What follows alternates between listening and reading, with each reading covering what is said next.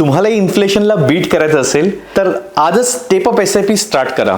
बरेचदा लोक माझ्याकडे येतात आणि म्हणतात, सर 15 वर्षानंतर माझा पोर्टफोलिओची 1 कोटीची व्हॅल्यू ही आजच्या इन्फ्लेशन रेटनुसार काहीच नसेल. म्हणजे समजा 6% इन्फ्लेशन रेट आहे असं समजा आणि 15 वर्षानंतर तुमच्याकडे 1 कोटीचा कॉर्पस क्रिएट झालाय. यानुसार त्याची आजची व्हॅल्यू ही 24 लाख किंवा त्यापेक्षा थोडी जास्त असू शकते. म्हणून आपण नेहमी SIP स्टार्ट न करता नेहमी स्टेप अप SIP केली पाहिजे. समजा तुम्ही 20,000ची नॉर्मल SIP स्टार्ट केली 15 वर्षासाठी 14%च्या रेट ऑफ रिटर्ननी, तर तुमच्याकडे कॉर्पस 1 कोटी 20 लाख किंवा त्यापेक्षा थोडा जास्त क्रिएट करता येईल.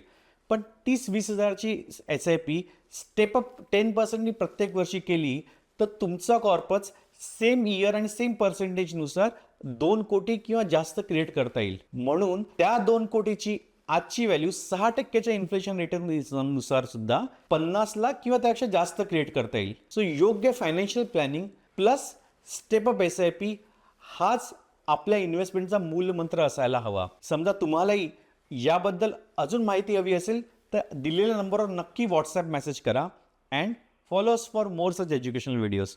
थँक्यू.